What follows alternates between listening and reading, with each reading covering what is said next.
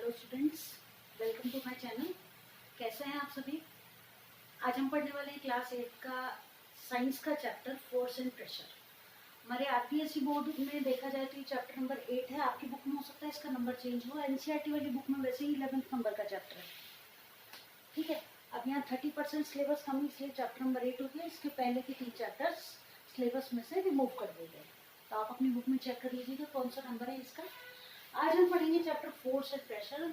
Important chapter है और class 8 का important chapter in the sense कि इसमें से इम्पॉर्टेंट क्वेश्चन आपसे एग्जाम में पूछे जाते हैं। बहुत ही सिंपल इजी सा चैप्टर, हमारे डेली जो एक्सपीरियंसेस है उनसे जुड़ा हुआ है।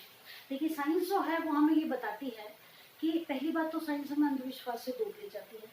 दूसरी बात, साइंस हमें ये जानने के लिए प्रेरित करती है कि कोई भी काम अगर हो रहा है तो वो किस तरह हो रहा है, और वही सब हम इस चैप्टर में जानने वाले हैं। चलिए, तो फोर्स की सबसे पहले हम बात करते हैं कि चैप्टर हम पढ़ रहे हैं फोर्स एंड प्रेशर। फोर्स की जैसे हम बात करें तो इस चैप्टर में सिर्फ हमको क्या देखना है, हमारे आसपास होने वाले वो चेंजेस जो कि फोर्स और प्रेशर पर डिपेंड करते हैं। देखिए सबसे पहले हम बात कर रहे हैं फोर्स की। सिंपल शब्दों में अगर कहा जाए कि फोर्स है क्या, तो आपने डेफिनेशन अगर याद की हो कि आप पुश एंड पुल और पुल इज कॉल्ड फोर्स। पढ़ाएंगे, अब एक एक करके अपन ये पढ़ेंगे कि फोर्स जो है ये किस तरह अप्लाई होता है और फोर्स के प्रभाव क्या क्या होते हैं। देखिए सबसे पहले फोर्स की बात करते हैं कि कोई बॉल कहीं रखी हुई है, ठीक है। जमीन पर अगर वो बॉल रखी हुई है तो क्या वो बिना हाथ लगाए उसमें कोई चेंज आएगा? ऑब्वियसली नॉट, है ना। या तो तेज हवा चलेगी तो वो बॉल मूव करेगी, या फिर क्या होगा, आप उसको किक मारेंगे, धक्का लगाएंगे, हाथ से धक्का लगाएंगे तो वो बॉल मूव करना स्टार्ट करेगी। पहला केस। दूसरा केस कि कोई बॉलर है, और क्रिकेट तो आप सभी को पसंद होगा, खासकर बॉयज को। तो देखो जब आप क्रिकेट खेल रहे हो, किसी बैट्समैन ने बहुत अच्छा 6 या 4 रन स्ट्राइक किए हैं अपने बैट से, लेकिन क्या होगा कि अगर ज़्यादा ऊंचाई पर है और किसी ने उसको क्या किया, कैच कर लिया, तो वो बॉल 4 या 6 रन में कन्वर्ट नहीं होगी, बैट्समैन जो होगा वो आउट हो जाएगा। यहाँ भी क्या लगाया गया, फोर्स, है ना, कि फोर्स लगाकर आपने उस बॉल को आगे जाने से रोक लिया। यानी कि फोर्स जो है वो रुकी हुई चीज को मूव करा सकता है, प्लस मूव करती हुई चीज को रोक भी सकता है। दोनों ही केसेस किस पर डिपेंड कर रहे हैं, फोर्स पर डिपेंड कर रहे हैं। एग्जाम्पल इसके बहुत सारे हो सकते हैं, बॉल की ही बात नहीं है, कोई भी चीज, मान लीजिए कि अपन किसी चीज को धक्का दे रहे हैं तो वो आगे की तरफ जा रही है, और उधर हमने अपोजिट डायरेक्शन में अगर खड़े हो गए तो आगे ना जाकर और रुक जाएगी। तो इसलिए हम कह सकते हैं कि फोर्स जो है वो रुकी हुई चीज को तो मूव करा सकती है, ठीक है, और मूव करती हुई चीज को रोक सकती है। साथ ही साथ उसकी स्पीड को इंक्रीज और डिक्रीज कर सकती है। कोई बॉल धीरे धीरे चल रही है, आपने और जोर से एक धक्का मार दिया फुटबॉल के, स्पीड से जाएगी। जैसे कि उसमें होता है गोलकीपर होता है, जिसमें हॉकी वगैरह खेलते हैं, तो गोलकीपर क्या करता है, आप किक करते हैं उसको और गोलकीपर जो है वो बॉल को रोक लेता है, गोल होने नहीं देता है। तो जो फोर्स है वो स्पीड को इंक्रीज और डिक्रीज कर सकती है। पहली बात तो फर्स्ट वन, फोर्स जो है can change the direction of an object. सही के बाद कॉपी साथ रखा करो, साथ के साथ नोट करते रहा करो। अब ये जो आप लाइन लिखोगे ना डायरेक्शन, इस डायरेक्शन को अगर इससे पहले वाली बात आपने ध्यान से सुनी है तो बस ये लाइन पढ़ते ही आपको याद आ जाएगा कि डायरेक्शन में हम क्या बात कर रहे हैं, कि रुकी हुई बॉल चलने लग जाती है और चलती हुई बॉल को हम रोककर 4 या 6 रन जाने से या बॉल नेट पर लगने से रोक सकते हैं। डायरेक्शन ऑफ एन ऑब्जेक्ट, पहली बात सही है। सेकेंड वन, इट कैन, और क्या पढ़ा अभी हमने कि पहली बात तो डायरेक्शन को चेंज कर सकती है, और क्या पढ़ा हमने, और हमने ये पढ़ा it can change the speed of an object. सही है बात, स्पीड को कम भी कर सकती है फोर्स के द्वारा। फोर्स यानी बल, है ना, बल लगाकर हम चीज की स्पीड को रोक भी सकते हैं, कम भी कर सकते हैं और ज्यादा भी कर सकते हैं, ठीक है। अब देखो, तो हम ये कह सकते हैं कि किसी भी चीज पर अगर हम धक्का लगा रहे हैं, उसे खींच रहे हैं, है ना, उसे उठा रहे हैं, गिरा रहे हैं, आगे कर रहे हैं, पीछे कर रहे हैं, सरका रहे हैं, गुड़का रहे हैं, लुढ़का रहे हैं, या फिर और भी किसी तरह का मूवमेंट अगर किसी ऑब्जेक्ट के अंदर हो रहा है ना, तो ये जो सारे काम हैं वो किसकी वजह से हो रहे हैं, फोर्स की वजह से हो रहे हैं। अब हम चैप्टर में जानेंगे कि ये जो फोर्स है ना, इसके क्या क्या प्रभाव होते हैं। तो अब हम पढ़ेंगे इफेक्ट्स ऑफ फोर्स। चलिए, तो पुश और पुल जो है ये फोर्स कहलाता है, ये हमने नोट कर लिया। अब पुश और pull is known as force, यानी कि हम ये कह सकते हैं कि the motion in the object, लिख लो अगर चाहो तो, the motion in the object या in any object is due to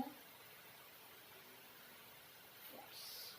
ठीक है, अब कंडीशंस की बात करें या इफेक्ट्स की बात करते हैं। चलिए, फोर्स के इफेक्ट्स की बात करते हैं, है ना, कि फोर्स के क्या क्या प्रभाव हो रहे हैं, या फोर्स जो लग रहा है वो किस कारण से लग रहा है ना। तो देखिए, ड्यू टू इंटरेक्शन,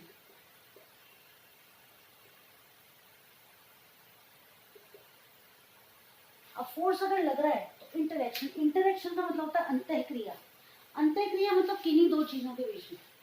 चलिए, मैं आपको 3 कंडीशंस देती हूँ, या चलो नॉर्मल सी एक बात बताओ मेरे को कि मान लो यहाँ कोई कार या कोई गाड़ी खड़ी हुई है, ठीक है, ये, और यहाँ पर ये कोई व्यक्ति खड़ा है, ठीक ठीक बात। अब ये बताओ मेरे को कि ये व्यक्ति यहाँ खड़ा रहकर, ये गाड़ी जो है ना, इसमें चाबी नहीं है, मतलब इसको स्टार्ट नहीं कर सकते, ठीक है। अब ये व्यक्ति यहाँ खड़ा हुआ है और ये यहीं से ऐसे इच्छा से, बस ऐसे, गाड़ी इससे इतनी दूर है, यहीं से कोशिश कर रहा है ऐसे धक्का देने की, हवा में ही ऐसे धक्का लगा रहा है, तो बताओ क्या ये कार मूव करेगी? ऑब्वियसली नॉट, नहीं करेगी, ठीक है, मूव नहीं करेगी। क्यों नहीं कर रही? क्योंकि इन दोनों के बीच में कॉन्टैक्ट फोर्स अप्लाई नहीं हो रहा। दूसरी कंडीशन ये है कि ये गाड़ी यहाँ खड़ी है और ये जो व्यक्ति था, ठीक है, ये आ गया इधर फोर्स लगाने के लिए। अब ये धक्का लगा रहा है अपने दोनों हाथों से, किस तरफ? गाड़ी की तरफ। तो क्या ये कार मूव करेगी? बिल्कुल। और किस डायरेक्शन में करेगी? जिस डायरेक्शन में इस पर फोर्स अप्लाई किया जा रहा है। यानी कि फोर्स जो है is always due to interaction between two objects. इसका क्या मतलब हुआ कि किन्हीं दो वस्तुओं के बीच में जब तक इंटरेक्शन नहीं होगा, इंटरेक्शन का मतलब क्या है? दोनों के बीच में कोई क्रिया नहीं होगी, तो वो वस्तु क्या नहीं करेगी? मूव नहीं करेगी, ठीक है। तो force is applied due to interaction between two objects. Clear है? अब देखो, जैसे कि ये हो गया ड्यू टू इंटरेक्शन हो गया। अपन खेलते हैं वो झूला, झूले की तरह खेलते हैं ना, दो बच्चे हाथ पकड़कर और गोल गोल घूमते हैं, तो उसमें क्या होता है? दोनों एक दूसरे को खींच रहे हैं, है ना, उसके अंदर भी ये होता है। और हम बात करें, अगर झूले की बात करें जैसे, और मान लो किसी जानवर को आप खींच रहे हो, तो वो जानवर जबरदस्ती, अगर मान लो कोई गाय या भैंस आपके कोई जानवर है, उसको आप रस्सी से खींच रहे हो, तो आप उसको खींच रहे हो और वो आपको अपनी तरफ खींच रहा है, क्योंकि वो आपके साथ जाना नहीं चाहता। तो उस बीच में क्या हो रहा है? दोनों के बीच में क्या लग रहा है? इंटरेक्शन लग रहा है।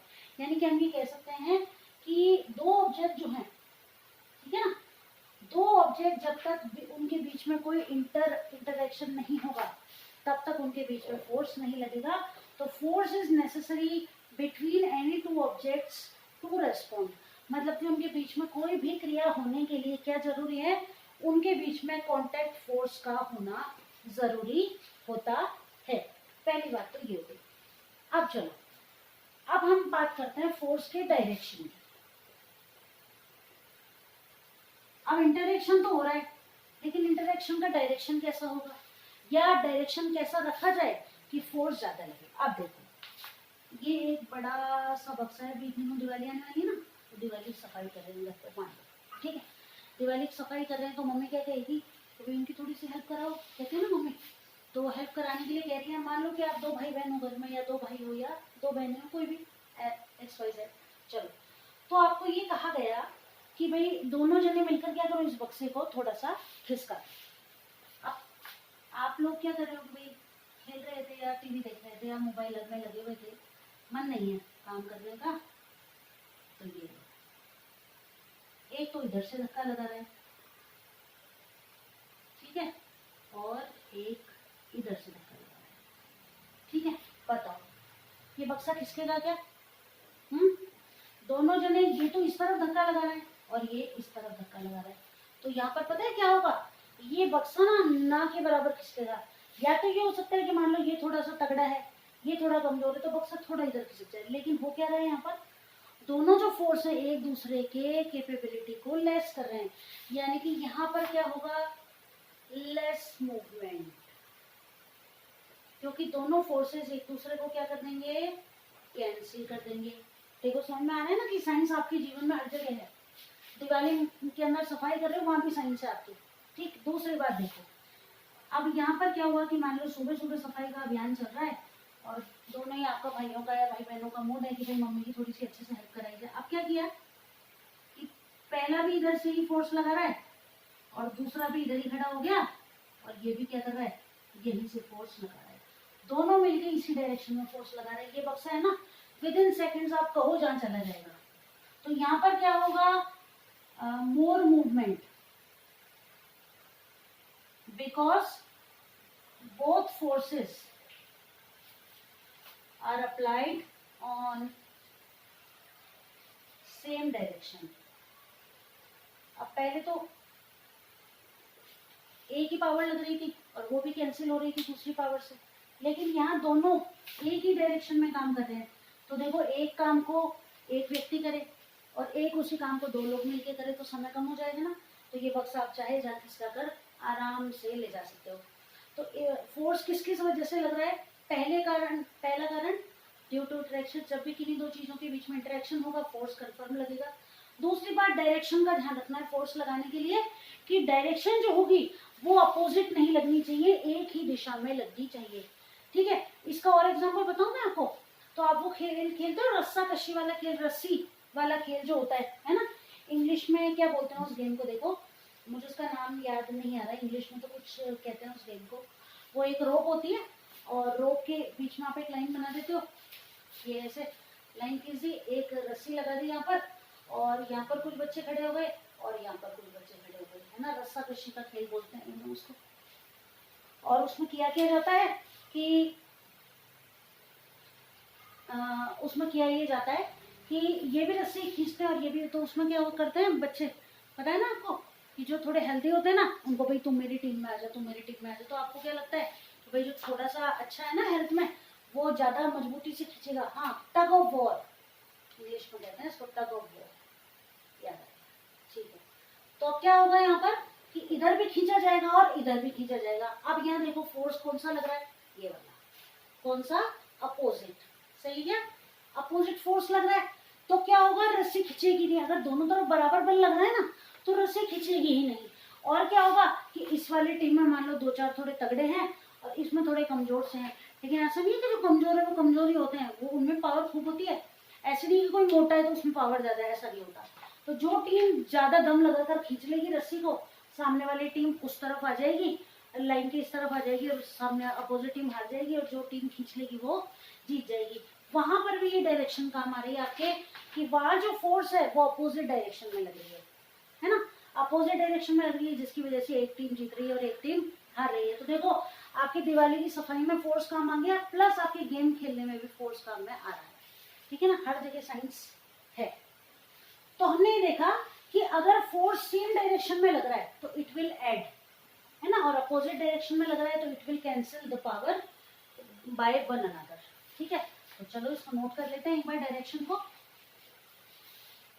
चलो ये नोट कर दिया, मिटा दो, ठीक है, एक बार और लिख लेंगे लास्ट में, समझी तो और अच्छे से तैयार हो जाएगा। तो अब डायरेक्शन के बारे में लिख लो, लिखो पहला पॉइंट, डायरेक्शन वाले पॉइंट में ही लिखना कि if forces are applied in same direction, note करते जाओ कि if forces are applied in same direction they add up to each other.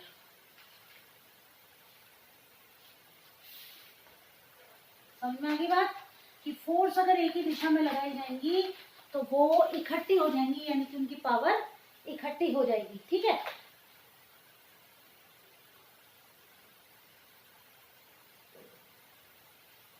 अब आगे लिखो कि if forces are applied in opposite direction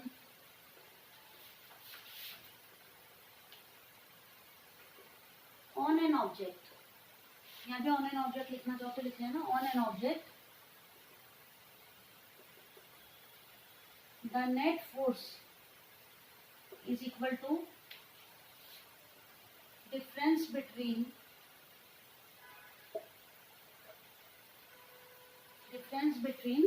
both the forces।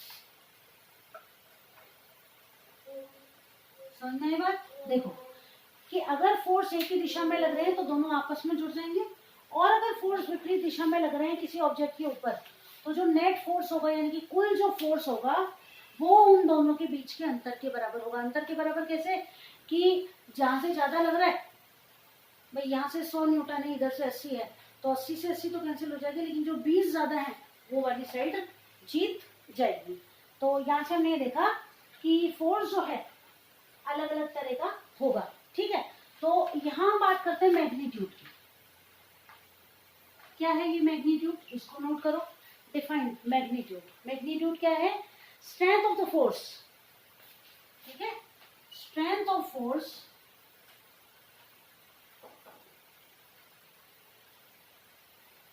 is expressed in terms of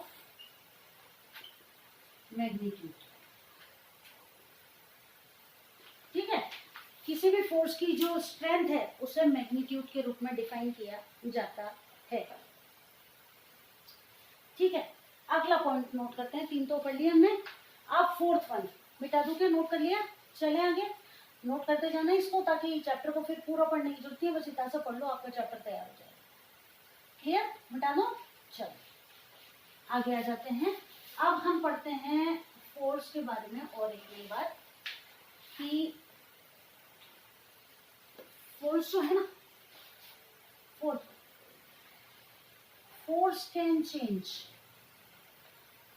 state of motion.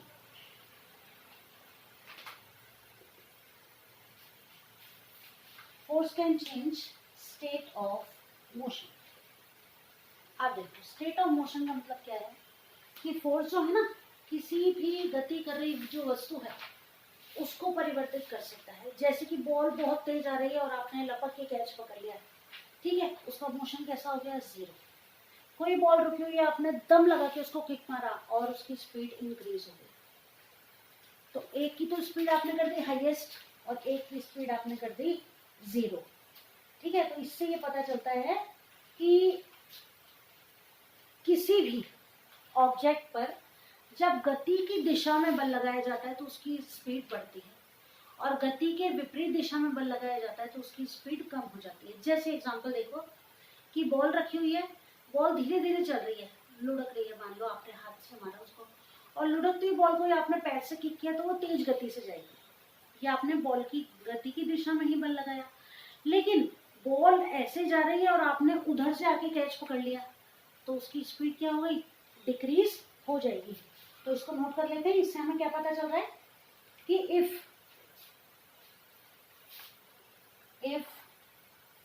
Force is applied on an object in the direction of motion, यानी कि force जब लग रहा है कहां पर? मोशन की गति में, ठीक है ना, direction of motion, comma the speed of the object will increase. आगे बात समझ में? बट अब अगर यही चीज उल्टी हो जाएगी, है ना,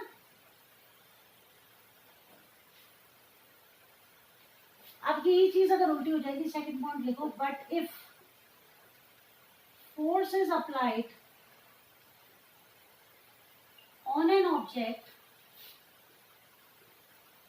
the direction opposite to its motion,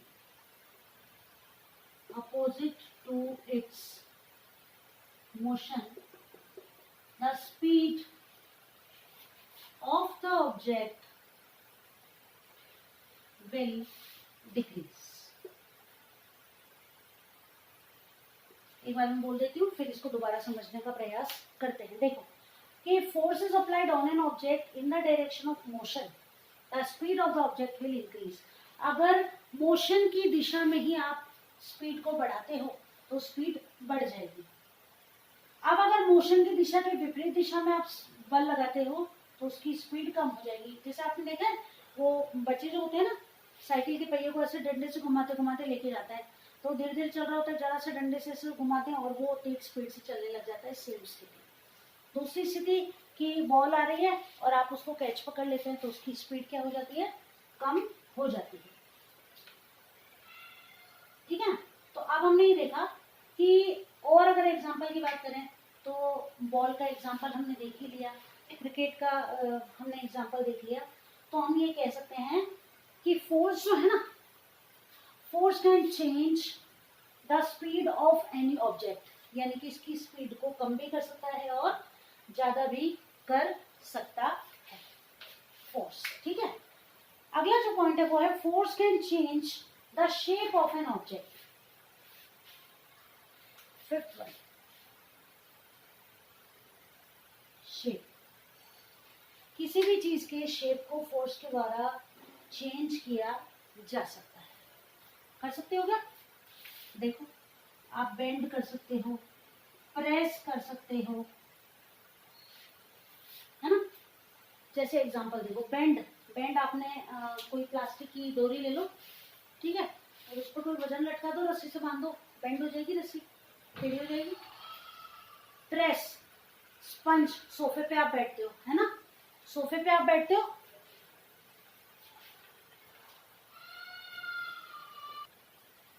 हाँ, तो देखो बेंड कर रहे हैं अपन। जैसे कोई प्लास्टिक की रोप है ना, या प्लास्टिक की स्केल है, उस पर वजन लटका दो तो वो टेढ़ी हो जाएगी। प्रेस कर सकते हैं, बलून, फूला हुआ बलून, उसको आप अपने हाथों के बीच में प्रेस करो, दब जाएगा। सोफा होता है हमारा, स्पंज होता है, उसके अंदर हम बैठते हैं तो वो प्रेस हो जाता है। और देखो, फोर्स लगाने पर आटा होता है ना, हम आटा गूंथते हैं तो फोर्स लगाकर ही तो उसकी चपाती बेल पाते हैं। तो फोर्स जो है वो किसी भी चीज की स्थिति में परिवर्तन ला सकता है। लोहे की रॉड होती है, फोर्स लगाकर उसको भी बेंड कर सकते हैं ना, कई लोग जो मजबूत वाले होते हैं वो कर लेते हैं ऐसा।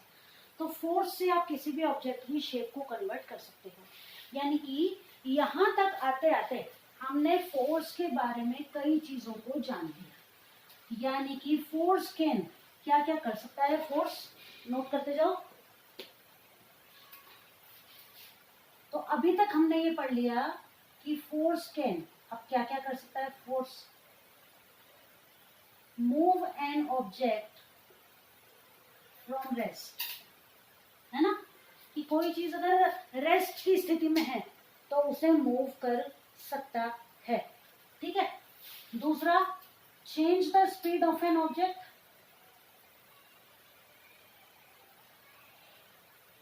सही के बाद किसी भी ऑब्जेक्ट की स्थिति जो स्पीड है उसमें परिवर्तन ला सकता है। ठीक है, चेंज द स्पीड, और क्या कर सकते हैं, चेंज द डायरेक्शन, सही है, change the direction of motion of an object. ठीक है बात, बॉल उधर से आ रही है, आपने इधर किक मारा, उधर चली जाएगी। ये हो गया थर्ड पॉइंट। और बताओ, मूव कर सकते हैं और शेप को चेंज कर सकते हैं, है ना। It can change shape of an object. ये देखो, ये इतने काम जो है ये फोर्स के द्वारा किए जा रहे हैं। तो देखो, यहाँ तक आते आते हमने फोर्स के बारे में पढ़ लिया। फोर्स यानी कि बल, है ना, कि बल क्या क्या काम कर रहा है। किसी चीज को रुकी हुई है तो मूव करा सकता है, कोई चीज मूव कर रही है उसकी स्पीड को चेंज कर सकता है, और रेस्ट में भी ला सकता है, उसको डायरेक्शन को चेंज कर सकता है, साथ ही साथ उसकी शेप को भी चेंज कर सकता है। ये चैप्टर लगभग आधा हमने आज कंप्लीट कर लिया। अगली क्लास में हम टाइप ऑफ फोर्सेस पढ़ेंगे, जो कि एक इम्पोर्टेंट टॉपिक है। यहाँ तक आते आते आपने जितनी भी चीजें सीखी हैं, इनसे जुड़े एग्जाम्पल्स एग्जाम में आपसे ज्यादातर पूछे जाते हैं। ठीक है, क्वेश्चंस मैं आपके लिए अवेलेबल करवाती हूँ, उनको देखते रहा करो, सॉल्व करते रहा करो। इस चैप्टर से जो क्वेश्चंस मैं आपको अवेलेबल करवा दूंगी, और जल्दी मिलेंगे अगली क्लास में, ताकि इस चैप्टर को हम कंप्लीट कर लेंगे और एग्जाम की तैयारी अच्छे से करते रहो। अब ज़्यादा टाइम नहीं बचा, तो अब अपनी पढ़ाई में लग जाओ, बोर्ड एग्जाम की तैयारी ज़रूरी है। तो जल्दी मिलेंगे अगली क्लास में, तब तक के लिए बाय।